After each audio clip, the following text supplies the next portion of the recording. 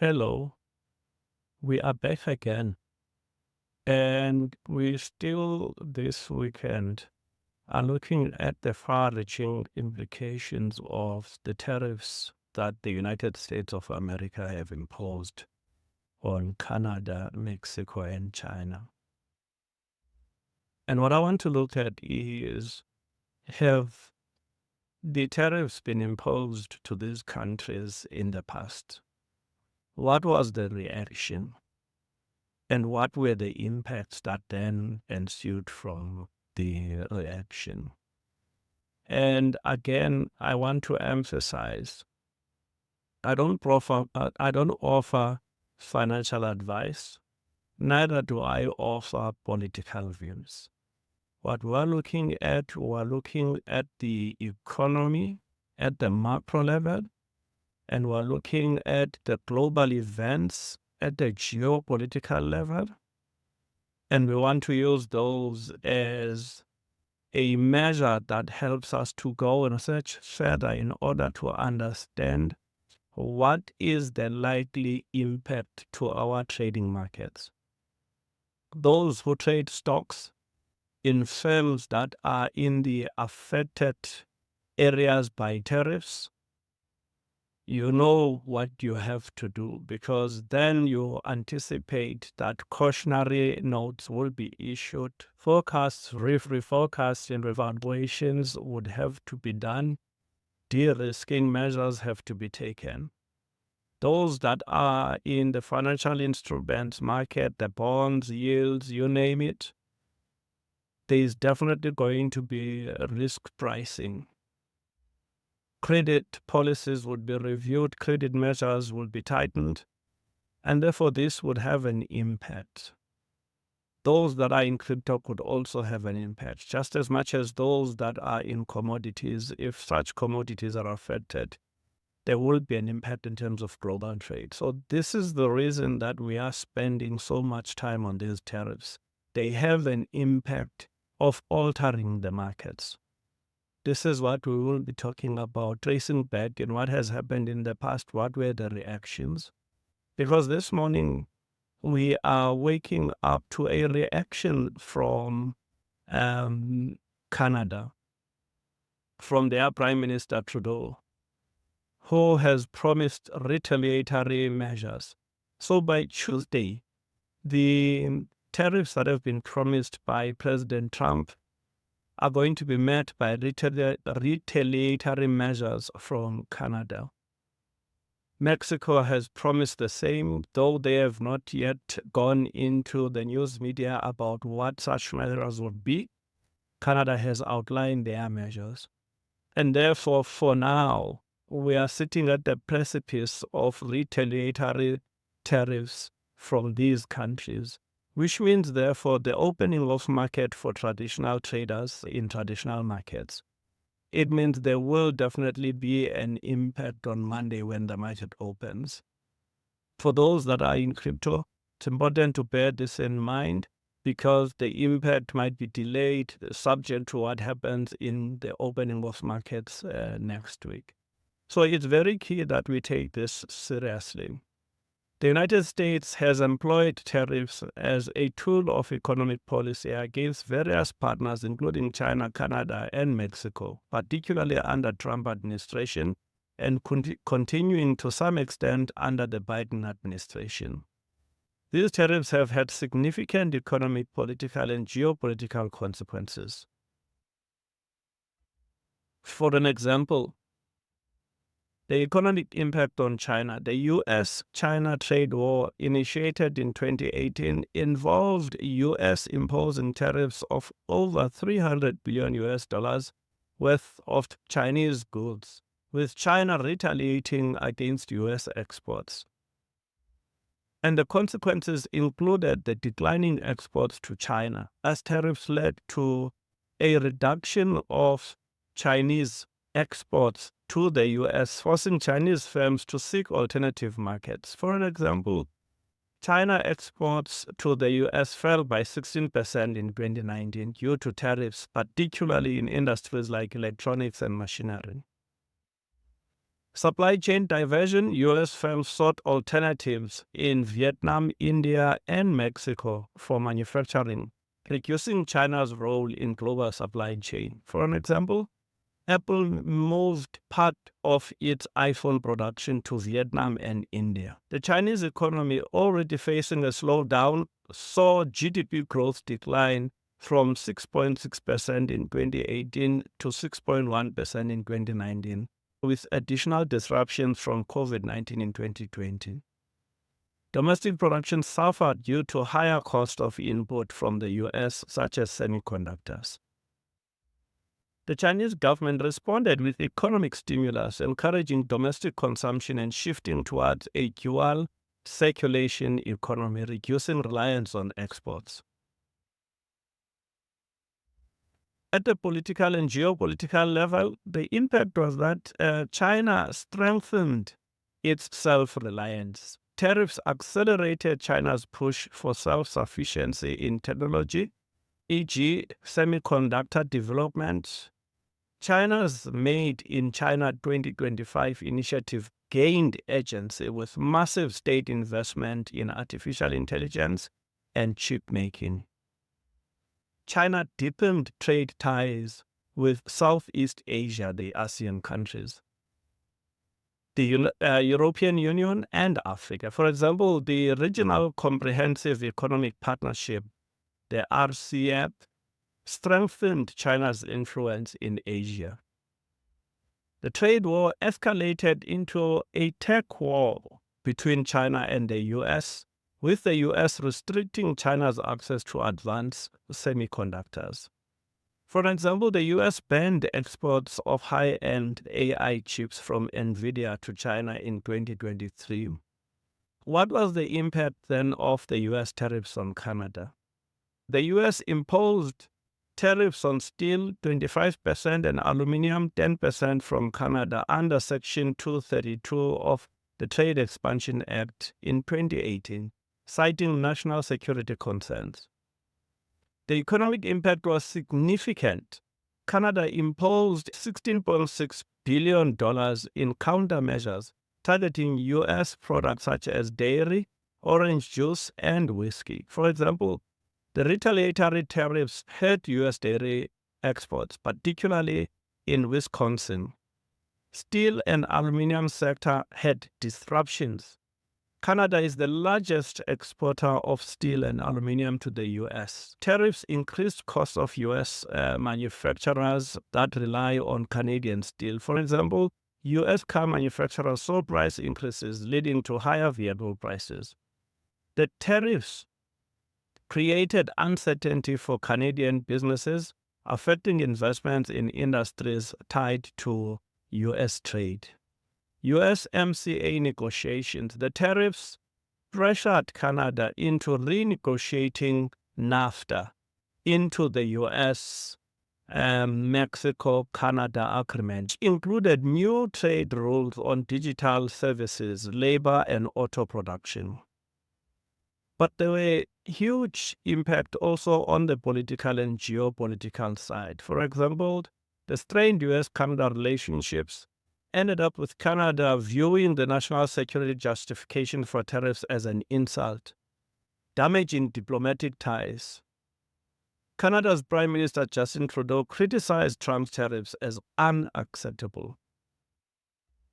And the impact is that Canada had to shift towards trade diversification. Canada accelerated trade deals with Europe, Asia to reduce reliance on one example is Canada's expanded agricultural exports to Japan and China. And what were the impact of these U.S. tariffs on Mexico? The U.S. tariffs affected Mexico's primarily through threats of automotive tariffs and renegotiations under the USMCA. And the key impacts included the automotive industry's disruptions. The U.S. threatened 25% tariffs on Mexico's auto exports unless Mexico agreed to stricter labor and environmental standards. Mexico conceded to new labor provisions under the USMCA, raising wages for factory workers. On the agricultural and industrial sectors that were affected, the U.S. tariffs impacted Mexico's agricultural products such as tomatoes and avocados. The U.S. imposed 17.5% duties on Mexican tomatoes, causing price hikes in the U.S. U.S.-China trade tensions benefited Mexico as companies moved manufacturing from China to Mexico to avoid tariffs. For example, Tesla announced a new gigafactory in Mexico in 2023, benefiting USMCA trade advantages. The U.S. used tariffs as leverage to pressure Mexico on immigration enforcement, leading to increased border security cooperation. Despite initial disruptions, the new trade deal created a more stable framework for long-term U.S.-Mexico trade. And the potential impact on the U.S. dollar as a global reserve currency. The aggressive use of tariffs has broader implications for the U.S. dollar's dominance as a global reserve currency. For an example, the de-dollarization trends, China, Russia, and other countries reduced U.S. dependency. Countries affected by U.S. tariffs and sanctions have sought alternatives to the dollar, increasing trade in yuan, euros, and digital currencies. The example is that China and Russia expanded trade in yuan, bypassing the U.S. dollar in energy transactions. And the impact on regional and bilateral currency agreements, well, nations are exploring non-dollar trade deals such as India-Russia transactions in rupees and Russia-China oil payments in yuan. The inflation and the U.S. economic risk, what's the likely impact on that? Higher import costs for U.S. consumers, to start off with, leads to price increases for imported goods, contributing to inflation. For example, the U.S. saw higher prices for electronics and auto parts due to China tariffs. While tariffs aim to reduce trade deficits, the U.S. imports have remained high, challenging the long-term strength of the dollar. Despite de-dollarization efforts, the U.S. dollar remains dominant due to global confidence in U.S. Treasury bonds, U.S. economic and military power, and deep liquidity. However, continued trade wars and overuse of tariffs may erode confidence in the dollar over time. The U.S. tariffs against China, Canada, and Mexico have had far-reaching economic and geopolitical consequences. While China faced supply chain shifts and economic adjustments, Canada and Mexico were forced into trade renegotiations and retaliatory measures. At a global level, de-dollarization trends have emerged, but the U.S. dollar still holds its reserve currency dominance. Long-term, if the U.S. continues aggressive tariff policies, it may accelerate a shift towards alternative currencies in the global trade. The U.S. tariffs have historically targeted specific economic sectors, significantly impacting trade, production, and employment in China, Canada, and Mexico. Let's see these affected sectors with the potential consequences, along with the historical examples of the past tariffs and their effects. For an example, if you look at the economic sectors affected in China, well, the U.S. trade war in 2018 till present imposed tariffs of more than $300 billion on Chinese goods, impacting key sectors. The 25% tariffs on China-made tech products included the smartphones, semiconductors, and telecommunication equipment, which raised the cost for U.S. tech firms like Apple and Dell. The example is the U.S. banned Huawei from purchasing U.S. chips, forcing China to accelerate its semi-production industry.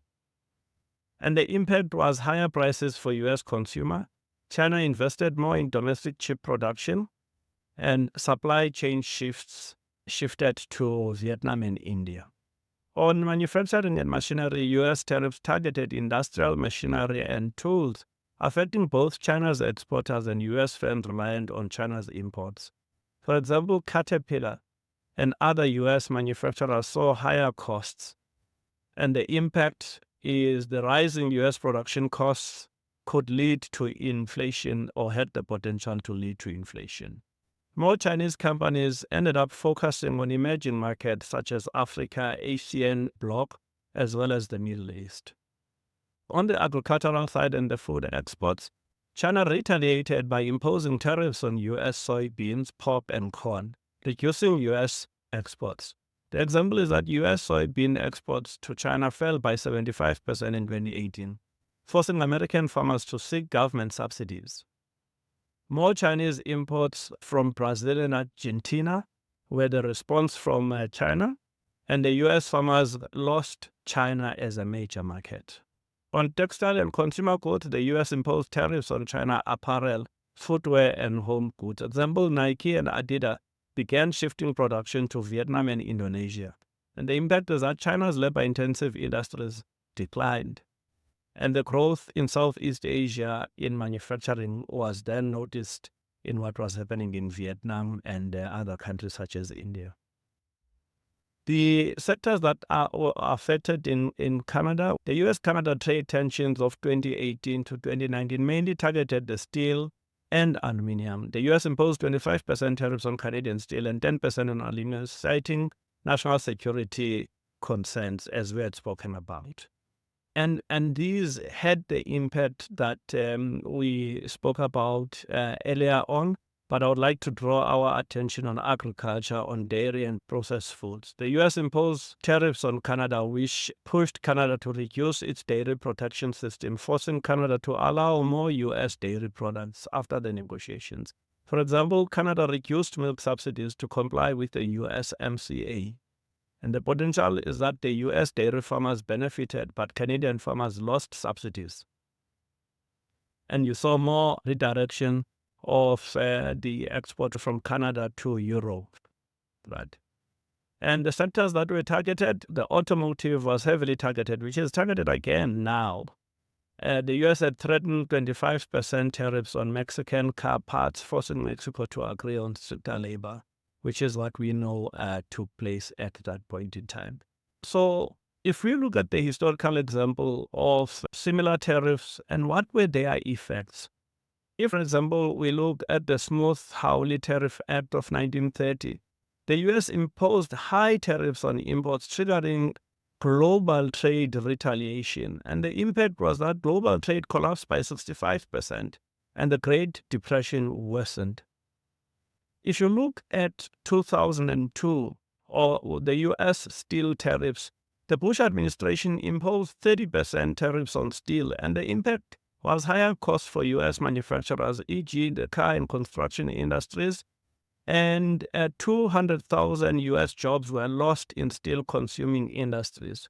And the tariffs were only removed in 2003 due to trade organization pressure. If you look at China 2018 till present, again, the Trump administration imposed 25% tariffs on China goods, and the impact on that was the U.S. firms faced supply chain disruptions. China shifted trade to Europe, Africa, and Southeast Asia, and the U.S. inflation increased, affecting consumers. The U.S. tariffs against China, Canada, and Mexico targeted strategic economic sectors, disrupting trade, supply chains, and production costs. While some policies forced trading partners to renegotiate deals, they also led to higher consumer prices, job losses, and supply chain realignment. Past tariffs, such as the Smooth-Hawley Act and the 2002 steel tariffs, show that prolonged trade wars often had all parties involved. If the U.S. continues using tariffs aggressively, it risks higher domestic inflation, weaker global trade ties, and an acceleration of the de-dollarization trend. So what are the best solutions for the U.S. to address the economic deficit? Because President Trump is clear about the fact that he's trying to deal with a deficit. And it's important for us to understand what is causing this deficit. The U.S. has a persistent economic deficit, which includes both fiscal deficit, which is government overspending, and trade deficit, which is import exceeding exports. Addressing these deficits requires a mix of policy changes, economic reforms, and structural adjustments to improve revenues, manage spending, and increase productivity. What are the potential solutions at an economic level. I'm not talking about what politicians should do, but what would an economist do? You would have to deal with this issue of having to reduce the government overspending and managing the debt. On one side, like in controlling the federal spending, the US government spends trillions on defense, healthcare, and social programs, contributing to the fiscal deficit. And the solution to that would be to look at reducing the non-essential spending while maintaining vital services. For an example, the 2011 Budget Control Act reduced government spending and temporarily slowed down the deficit growth. In contrast, however, the COVID-19 stimulus spending of 2020-2021 significantly increased the deficit. And what about reforming the Social Security and Medicare? The problem is the rise in healthcare costs and aging population put pressure on Social Security and Medicare. And the solution is to gradually raise the retirement age to reflect longer lifespans.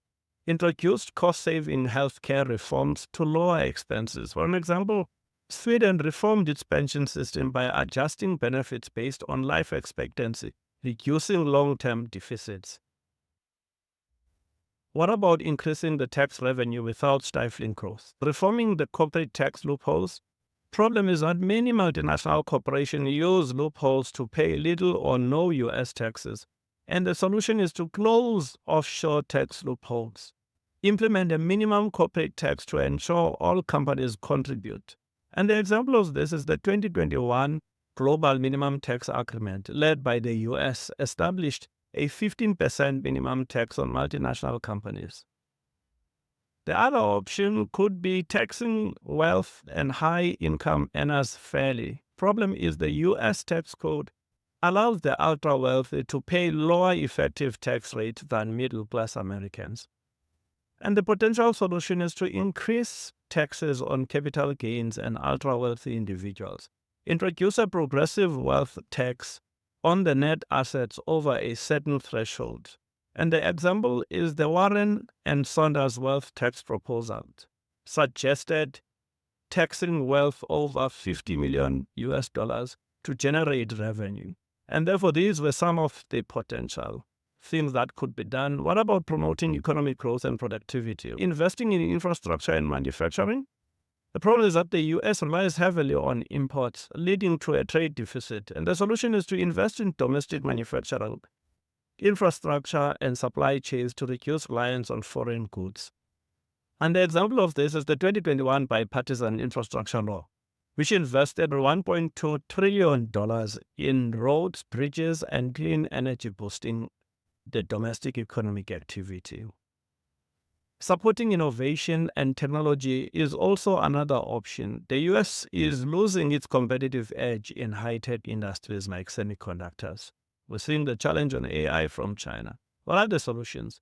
Increase funding of AI, semiconductors, and clean energy to boost exports. For example, the CHIPS Act of 2022 provided $52 billion to boost US semiconductor production, reducing dependence on China.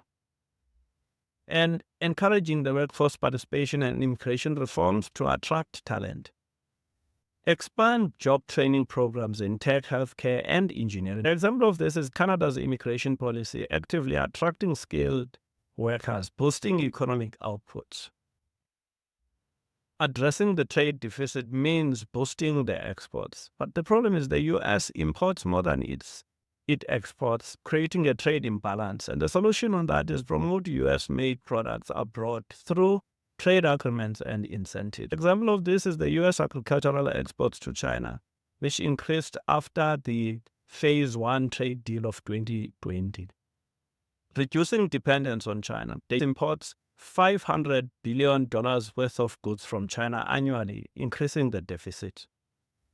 Solution could be to diversify the supply chain to India, Vietnam, and Mexico to reduce reliance on China. Example of this is Apple moved part of its iPhone production to India to limit exposure to the Chinese tariffs.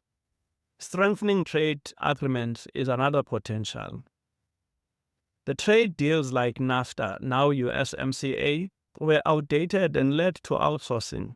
The solution is Negotiate trade deals that promote fair competition and intellectual property protection. And the example of this, the USMCA Agreement of 2020 requires higher wages in Mexico, making US manufacturing more competitive. Another solution is managing inflation and strengthening the dollar. Controlling the Federal Reserve's policy. The Federal Reserve monetary policy influences inflation and the value of the dollar. And the solution is to maintain balanced interest rates that curb inflation but support business growth. And the example of this is the Fed raised the interest rates between 2022 and 2023 to combat inflation caused by stimulus spending. And the other option is maintaining the US dollar as a global reserve currency. Problem is rising D-dollar threaten US dominance in global trade. And the solution is to strengthen diplomatic and trade alliances to ensure dollar demand remains high. An example of this is the EU expanded financial sanctions against Russia in 2022, reinforcing the dollar's role in global sanctions. So in conclusion, the economy requires a multifaceted strategy combining spending, revenue generation, industrial investment, and trade policy adjustments. The key solutions could be reducing wasteful government spending, reforming corporate and wealth taxation, boosting exports, reducing reliance on foreign supply chains, investing in high-tech industries to remain globally competitive, and managing inflation and protecting the US dollar status. By implementing these reforms, the US can reduce its deficit while maintaining economic growth and global financial dominance. So this is just the background of what the potential of these tariffs would have. For an example, if we just look at one central bank, we use the South African Central Bank. The South African Central Bank made a caution with regards to what it looks at as the challenge of what is going to take place in the anticipation of the raft of tariffs under US President Donald Trump's administration, and has reviewed the trade war scenarios and the impact it could have on inflation, their local currency, the rand, and their interest rates. In their statement, they were then saying they were expecting that the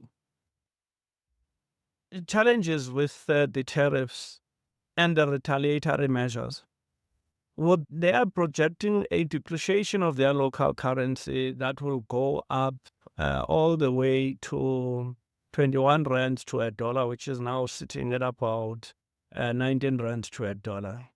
They were expecting their inflationary pressures pushing inflation all the way up to 5%. And therefore, they are looking at what in their next Reserve Bank meeting, which has a committee that deals with the interest rates, the Monetary Policy Committee, that they would have to make adjustments accordingly. Now, this is not isolated in the South African environment.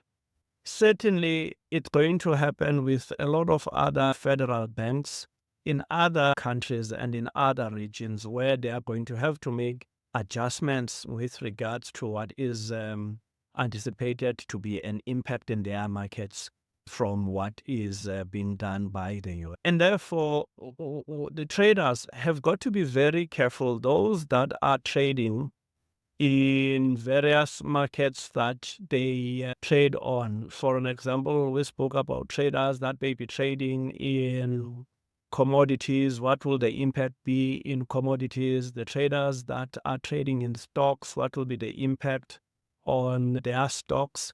And therefore, it's key that those that are trading have an expectation of what is likely to take place, and therefore they also risk mitigate. But to end off this session, let's talk about where the cryptocurrency market is sitting at the moment. The market capitalization has gone down by 4.4%. It's sitting at 3.507 trillion US dollars, with a trading volume of about 128 billion, and the dominance of Bitcoin at 56% and Ethereum at 10.7%. The trend in the crypto market is the market is coin is below 100,000 US dollars, sitting at 92. And that was a 2.2% decline in 24 hours. Ethereum is sitting at $3,109.12, and that is a decline of 4.3% from the gains that it had made. The XRP is sitting at 87 cents, 3.6% decline.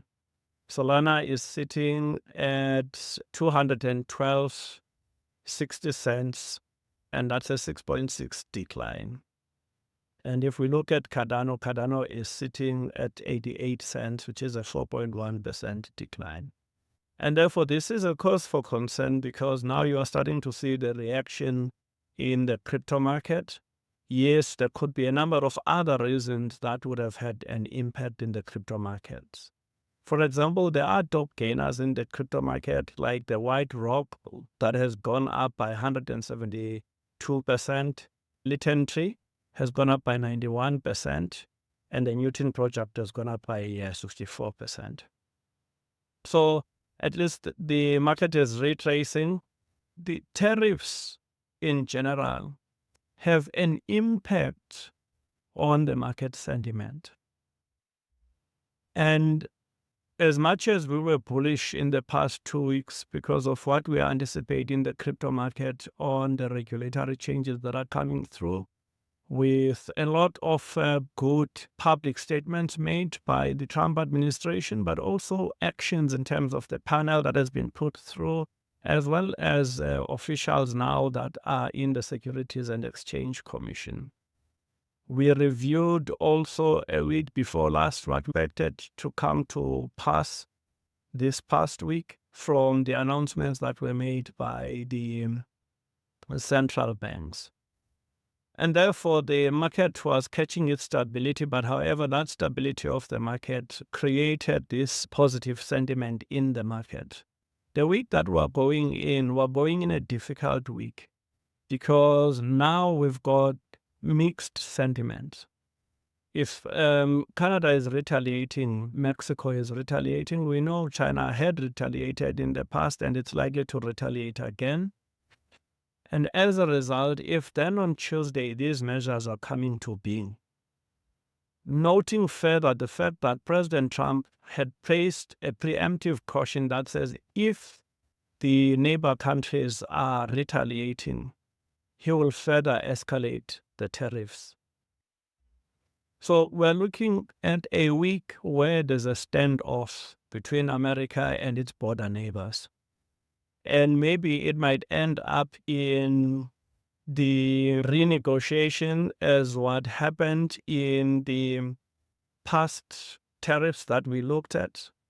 Or we might see the 1930 impact that happened to what the major depression was at that point in time.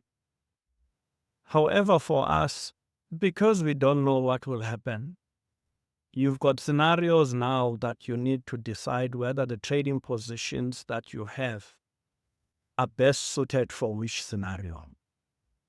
As a cautious trader, when the market starts to move in this direction, I like to adopt a wait and see and liquidate my high risk positions, not unless there are specific reasons on some of my trade that I know that I would have to continue because of the knowledge I have. But you have to make that decision on your own. You've got to decide now, using this information in the true form of what this channel is all about, is to give you the story behind the story. And therefore, you as a trader now, you're equipped with understanding what is happening at the macroeconomic level and what is likely to become now the economic events. And some maybe could result in shifting of alliances, reinforcements of alliances, alternative supply chains, and whatever risk mitigations that are out there. Unfortunately to us who are trading in the market, whatever asset that you are trading might be affected. So therefore, you need to look at whether is it or isn't it affected. If it's affected, what position do you take? If it's not affected, then what position do you take? But generally, the market sentiment is going to affect a lot of traders in the coming week. And there could be the repricing of risk. And therefore, take that into account as you start tomorrow, the week, and therefore you look at what your trading week would look like. Those that are trading in the traditional market, please make sure that you prepare before your opening of your dominant markets or the markets that you trade in. This is going to impact those markets. We don't know when we wake up tomorrow what will happen. At least we still have, it's Sunday today, we still have Monday. We still, only Monday that we have because these tariffs are coming in full on Tuesday. But there's definitely going to be reaction in the market tomorrow. That you can bet on it. Traders that are in the crypto market, before even there were tariffs, we knew that there is a retracement of the crypto market that is anticipated. And some who were talking about it, they were talking about the bull trap that may retrace all the way to the below 80,000 US dollars. We don't know. What traders would do is they would look at the bull trap and they will look at the fib retracements and then would say, look, this is what the likely scenario would be, and use other technical instruments to look at the likely position. None of us have got what will happen. All of us, we've got scenarios of what could happen, and therefore you have to weigh the pros and cons. I wish you all the best in your assessments and your research. May you be ready for what the market will ditch out in the week. We make money in trading when the market is bullish. We make money when the market is bearish, but we need to know which side of the trading we would be at in which type of the market and what risk mitigation instruments we need to put in place. But be careful whenever you trade. Trading is a science, and therefore apply yourself and make sure that you can improve and improve your trading strategy, and you've got a robust trading strategy that looks at various scenarios and measures to react to those scenarios. Have a wonderful weekend. Enjoy what's left of your Sunday, and I wish you a profitable week. Thank you. Bye-bye.